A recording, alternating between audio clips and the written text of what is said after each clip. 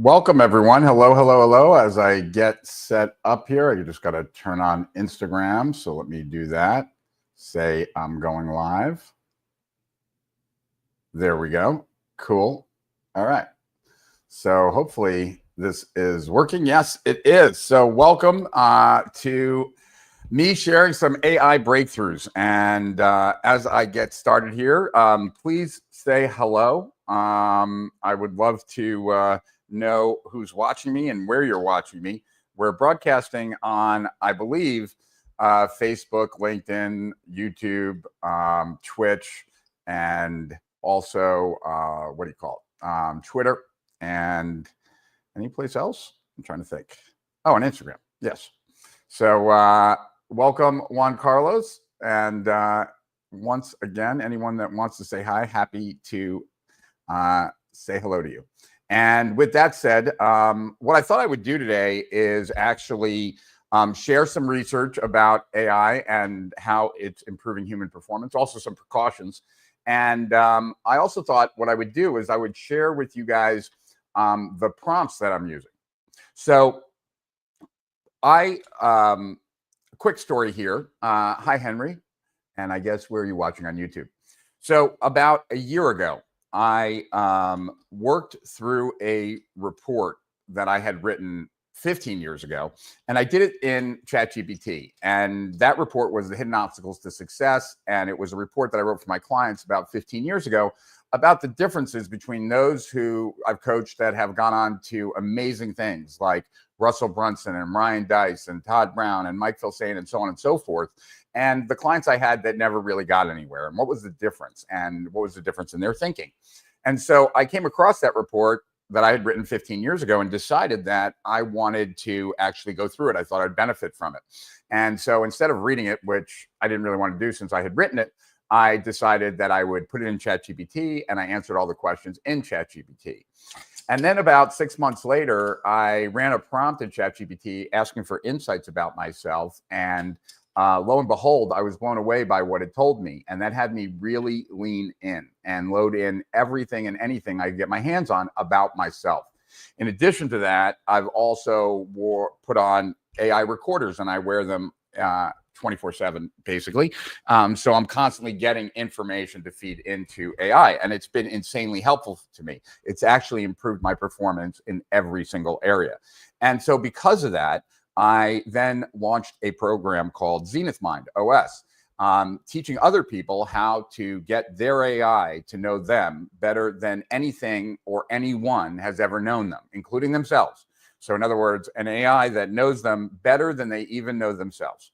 And when that happens, the insane amount of productivity leaps and effectiveness leaps in all areas of life are really, really profound. And so I wanted to start really this live stream on a daily basis to talk about ways that we can leverage AI to improve our performance in almost any area of life. And so what I have done is first create a deep research prompt that I run in numerous places every evening to prepare for this. So I thought I'd share the prompt first that I'm actually using to do the research. I think you might actually, and then I can show you the different results that we get from Chat, Claude, DeepSeek, GenSpark, Manus, etc. All right. So with that, let me share my screen and let me go here and let me share. All right. Do you guys see that? Let me see if maybe I should make it a little bit bigger, like maybe 150. Get rid of the thing. All right. Can you guys read that? Let me know if you guys, good morning, Lorna. And good morning, Henry and Brian and Nigaku and Sheik and whoever else wants to say hi.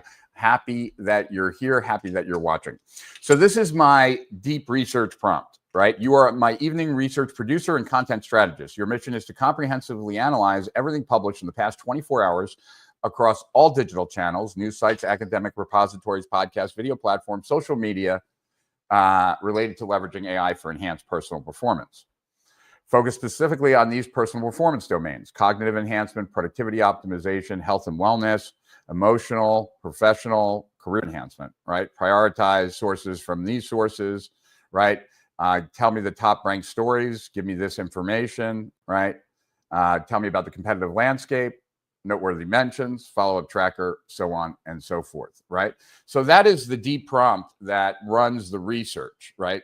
And then from there, the research, then I go through it in the morning by using a tool called Speechify that then has me actually listening to all the research.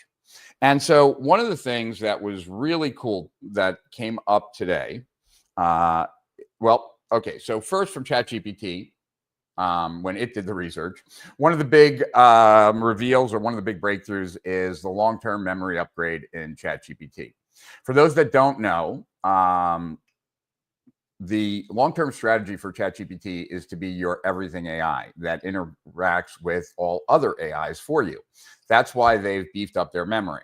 That they believe that AI is going to be a commodity, and just like a transistor, and just like you don't buy a television based on the transistors, you won't join like an AI model just because of the model, like more than that.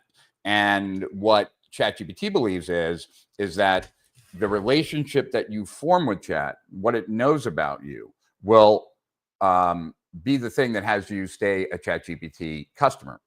And it makes a lot of sense. In fact, when I was first doing the research for Zenith Mind, I tested every single AI platform out there.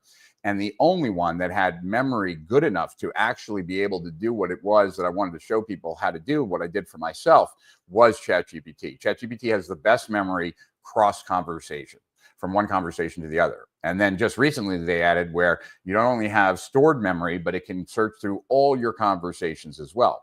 And so Chat has the most memory, and because it has the most memory, right, long term, it can know the most about you. And when it knows the most about you, it can also help you the absolute most.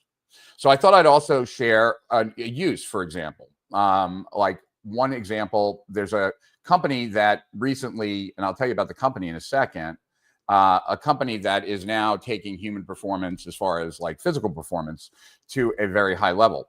But that shouldn't stop anyone from being able to leverage ChatGPT right now. For example, I'm going to share with you this, what I did recently with ChatGPT, where I uploaded a bunch of information about myself. So let's see here. I'm going to share screen, and I want to share my ChatGPT. So let's see if I can share it here. Can I? Or is there no way to open system settings? Oh, I have to open system settings. Hold on a second. And I have to allow Ecamm to do that. I already did. All right. Sorry about these people. All right. So let me just go. You know what I'll do instead? I will cancel this for a second. And curious if anyone. Oh, hi, Michelle. And I'm super excited that you are enjoying Zenith Mind. I am going to ChatGPT right now, but I'm doing it in on my screen. I mean, in my browser rather, so that I can show you.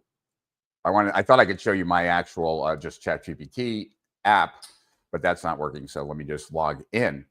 And so that was the first piece of news as far as ChatGPT goes. And as it's doing that, let me now pull up what I wanted to show you. Okay. So I started a conversation with ChatGPT about my health, right? And so let me share with you that conversation. And I strongly suggest that you do something like this. So here we go. Let's go to share my screen. Let's go to ChatGPT. Oh, there we go. All right, share. And let's get rid of this. All right. And maybe I can go like this a little bit. There we go. Okay.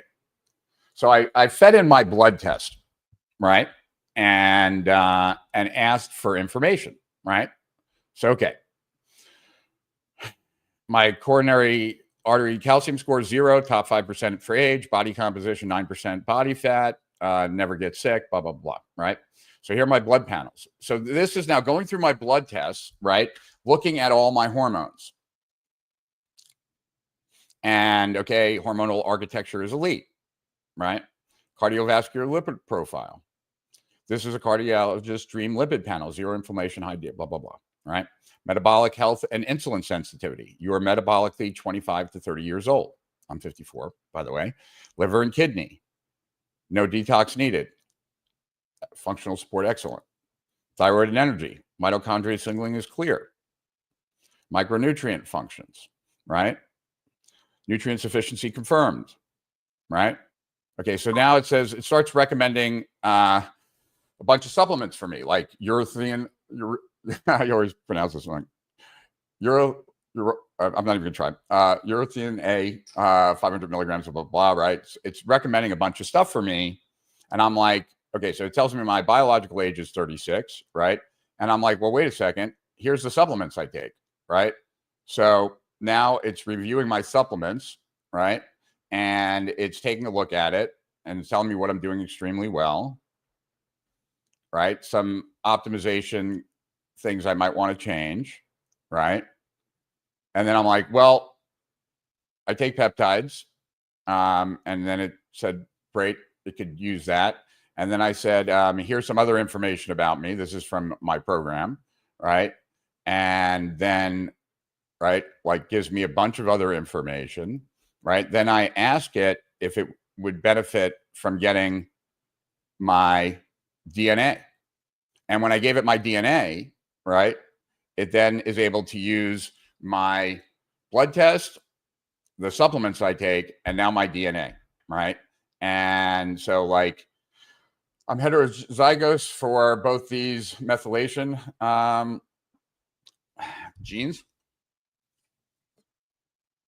But since I'm already taking MethylGuard B6, B12, folate, TMG, and NAC, I'm already doing well with it, right? Like I have a slower dopamine breakdown, right? And I'm also balancing that. So my point here is that like the amount of information that you can get back from any AI once it knows about you, right, is pretty insane. And so that is just one example of how I used it, right? And to really monitor my health and really be at my very best. But there is so much more to share with you guys today. So, okay, so that's the first story that about ChatGPT's, expanded memory. In addition to that, TikTok rolled out its feature where it will turn now a photo into a movie and, like a story. And it translates a static image into a dynamic video with just a prompt, no pro editing skills needed. And so TikTok just put that out. Snapchat has that in the works to roll out. And so it's only a matter of time until pretty much every platform has that, right? Pretty cool. There was a study that came out from Dartmouth yesterday and showing that that an AI therapist matches or beats a real therapist. The over 100 participants with serious mental conditions engaged with Therabot via mobile app, typing their feelings and receiving guided counseling dialogue. After 8 weeks, depression symptoms dropped by an average of 51% and anxiety symptoms by 31%. Participants reported a surprising level of trust and comfort with AI, akin to working with a human professional, right? So there you go. So it is now trumping therapists. It's already doing that in other medical fields, and it is only a matter of time until it spreads to all areas. So that's in medical. 32% of workers are using AI on the sly, secretly, without their bosses knowing. Thought that was kind of interesting. I'm just kind of looking at the different things that are going on here. All right. There was another story that I really wanted to share. Here. Yep. There was an article in Forbes about AI therapy shows 81% efficacy in mental health. But there's some really cool things. AI beats humans at emotional intelligence. AI models scored 81% accuracy versus humans, 56% accuracy in emotion-based scenarios per University of Geneva Bern study, right? So you can forget the idea, right, that AI doesn't know emotions the way humans know emotions. It actually knows it better. And in conversations that I have with ChatGPT, like dialogue, right, it picks up changes in tone and my emotions behind it. So it wasn't very surprising to me. Let me just go to the comments here. And let's see. Hey, Chris Chico and Michelle Leith. Oh, you're in cohort 2. Awesome. Mike, Michelle. Yes, I put all my husband's info from the doctor and blood work. It even responds to my husband like a mechanic and refers to him as an old truck. That's very funny. So cool.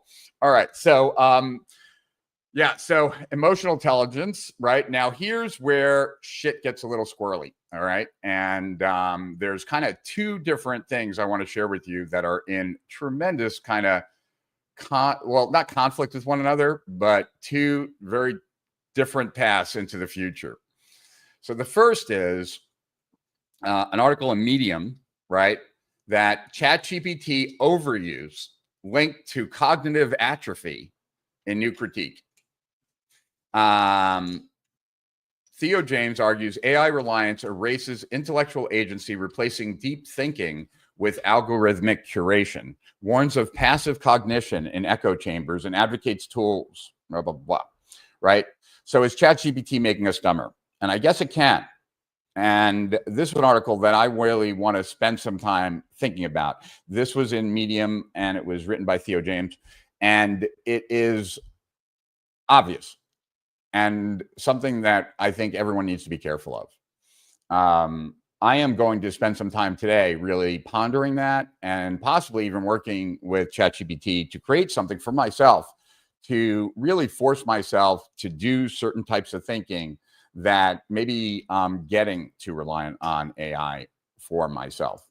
You know, it is not different than when I was younger. I used to know tons of phone numbers. Now I only know my phone number. And so I don't want that same thing to happen with my ability to think. And using AI is so beneficial in so many areas. I feel like if you don't guard against it, it could be problematic. And so it's something, like I said, that I plan on spending some time thinking about. But I don't have any answers for it because the article just came out yesterday. But it is something that I'm going to really spend some time on. There is another thing that came out that I just got to find where it came out in the research because it is, yeah, this is it, I think. Hold on, I'm just looking at, okay, no, that's not it. That's interesting though. I'm going to share that too. Sorry, guys. All right, let's see. The one I'm looking for is there is new tech that allows for, sorry, I wish I could speak and search at the same time. The AI is now able to read brainwaves. That's the gist. All right. And wait, let me just see if I can find where the hell it is. All right. So I can't find it right now. Whoops. But here's the deal. A company, and I will hopefully be able to find it within the next couple minutes. A company is now able to use AI to read brainwaves, right? So that instead of having to type anything or say anything, it can just read your thoughts. And that this is where, when you combine that with the idea, right, that, okay, is this it? No, this is not it. Okay. Google's project, AI takes over your computer. Well, these are all interesting. So let's take a look at what like Claude had to say for today, right? Instead of me paging through it with you watching me, let's just go to Claude. Where's Claude? There it is. All right, let's share. All right. Okay, so Google's Project Mariner, right? AI takes control of your computer. Google unveiled Project Mariner, enabling AI to directly interact with web interfaces and complete tasks autonomously. This represents a fundamental shift from AI as assistant to AI as agent, potentially revolutionizing personal workflow automation. Okay, so gave me some examples of possibly ideas. Livestream of any AI completing a complex workflow. Discussions, will this make us more productive or more dependent? Right, so that's the first one. Brain-computer interface meets AI. Real-time cognitive state detection.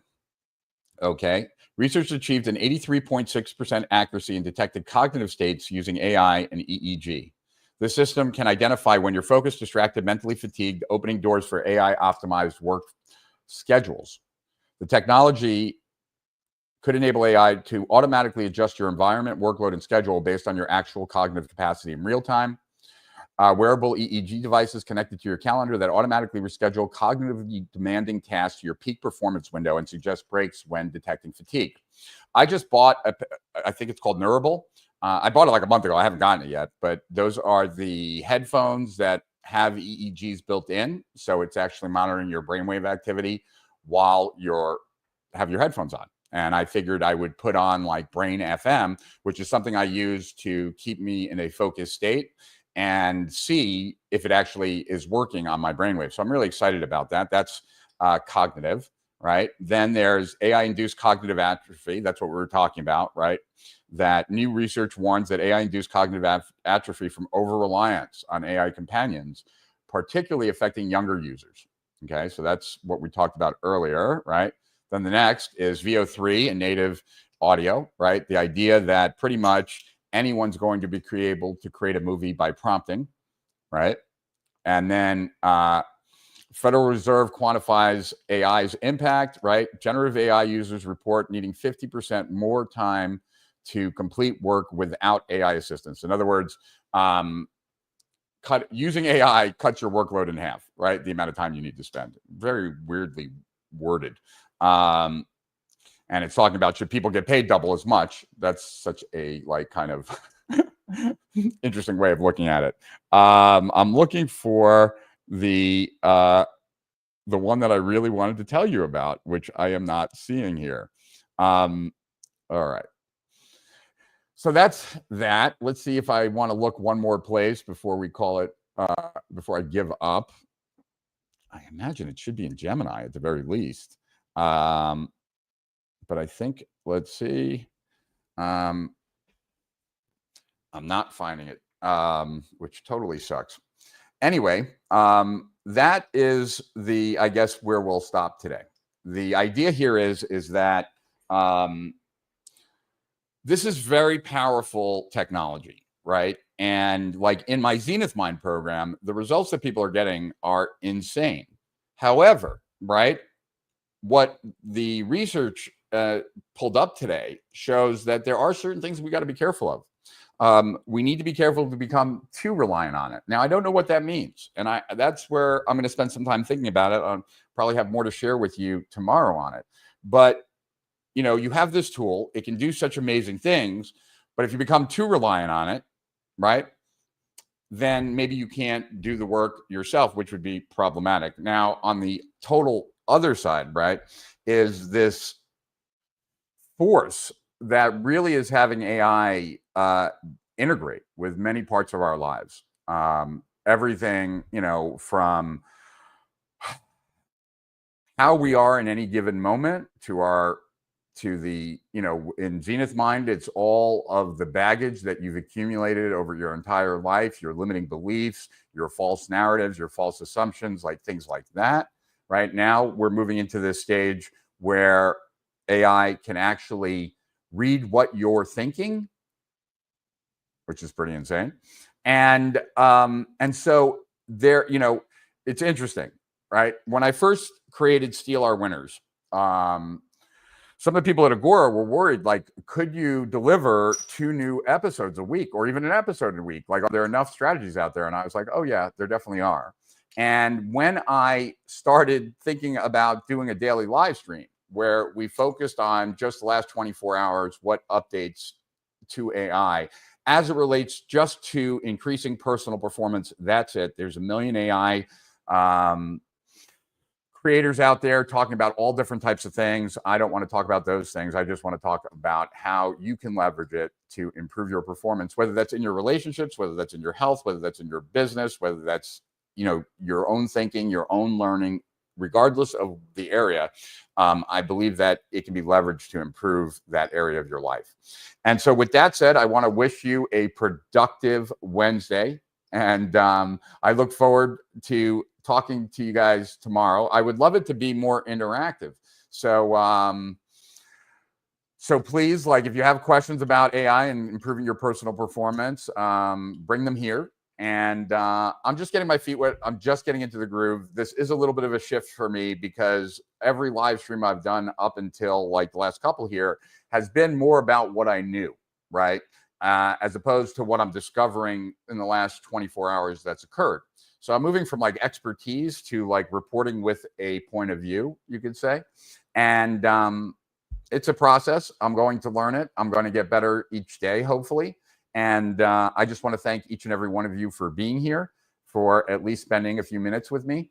And have a great Wednesday. And I will see everyone tomorrow morning.